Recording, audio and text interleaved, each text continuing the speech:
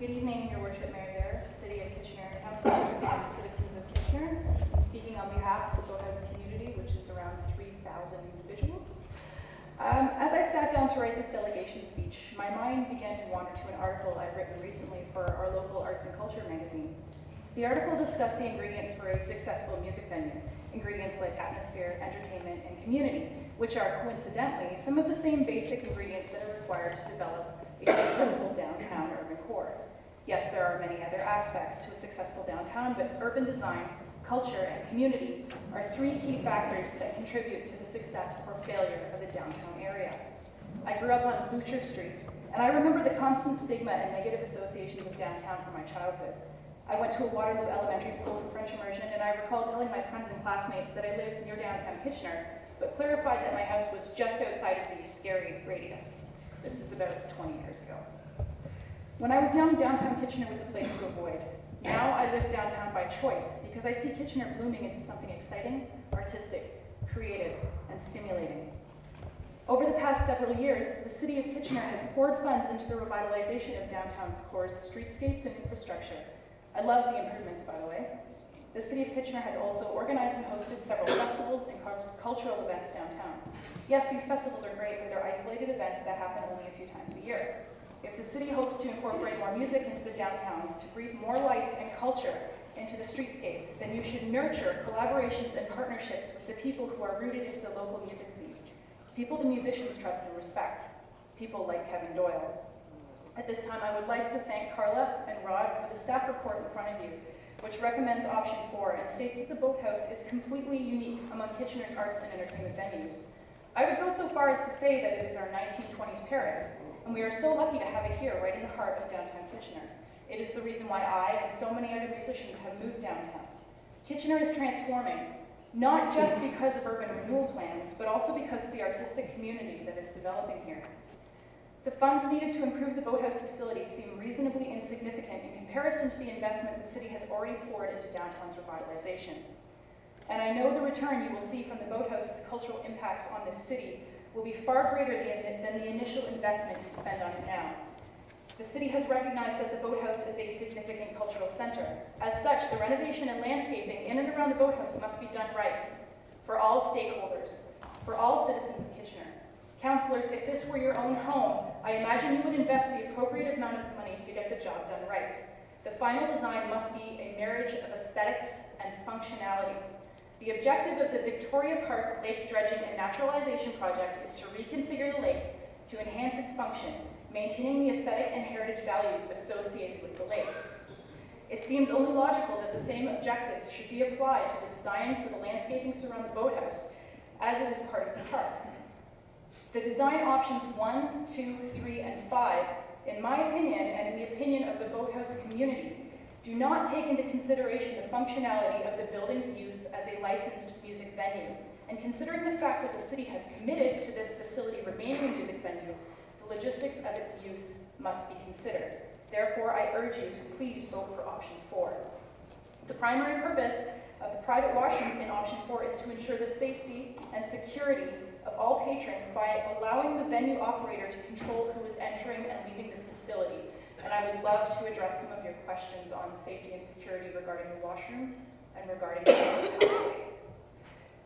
As Jane Jacobs once said, cities have the capability of providing something for everybody, only because and only when they are created by everybody.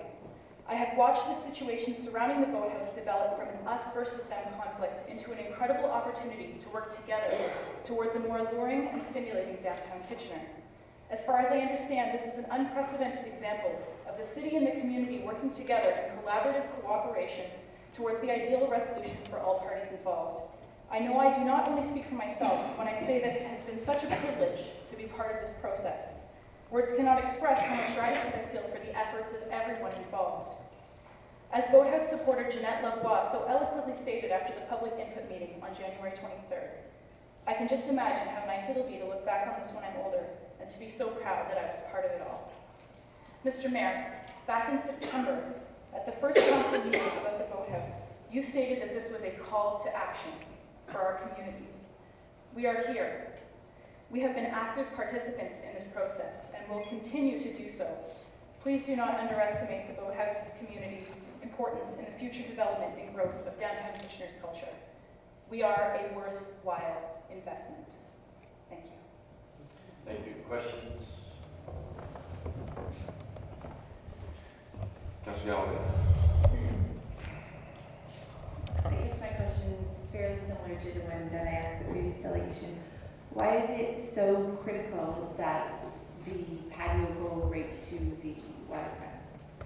Well, up until now, the patio has always gone to the waterfront, and that hasn't stopped people from enjoying the park. It will, however, have a serious impact on the operator of the Boathouse, and I'm not just talking about enjoyability of the patio. I'm talking about security issues. That area will become a complete blind spot to patrolling police and security officers driving by on Jubilee Drive. And in the evenings, I'm sure that it will become, a spot where people can engage in illegal activities, try to sneak into the boathouse, be passing alcohol back and forth. Not to mention in the daytime, people feeding the ducks from this area. It's going to be covered in waterfowl feces. I mean, there are just so many reasons as to why this is going to be damaging. If you're trying to help the boathouse become an economically viable business, then this is a good way to not do it, is to put that pathway there. I guess I still don't understand how it negatively impacts the business, because the patio's still there, the people can still come, and there's just a pathway between the water and the patio. So I guess I'm struggling to understand how it's damaging to the viability of the operator, of the success of the business. Well, if you had a waterfront cottage and you had been enjoying it for years, and there was a public pathway that was going on the other side of your home, would you be pleased if the city or the town that you decided to put a boardwalk right in front of your waterfront? I mean, you were speaking earlier, Councillor Etherington, about the Toronto's waterfront. That's like a pedestrian highway. It's a thoroughfare. There are people traveling from point A to point B there. Up until now, this has never been an issue for park users. I use the park with my 4-year-old daughter. I wouldn't want to walk on that part of it with, duck poop everywhere and geese hissing at you and, smoke coming from the patio. I mean, I don't like walking right by people when they're eating.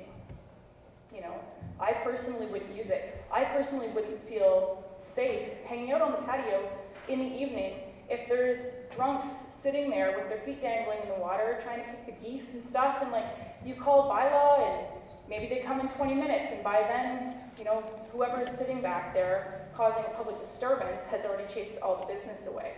I mean, it's the same kind of an issue with the bathrooms. I take my daughter to the boathouse on, Saturday afternoons. We have lunch. I would never let her go into the bathrooms by herself, because the last thing I want is for her to encounter a prostitute servicing a client, or an alcoholic passed out, a pile of vomit, and these things are totally out of Kevin's control when those washrooms are accessible. Imagine taking your child to a restaurant where you don't want to let them go to the washroom by themselves because you have no idea what they're going to do. About the washroom point at all. I don't have a problem with the washroom. I'm Okay. just specifically addressing the patio and answer my question. Thank Okay, you. no problem. Okay, are there any more questions for the delegation? Just want to give everyone some fair warning here that our rules of procedure do not allow us to go after midnight.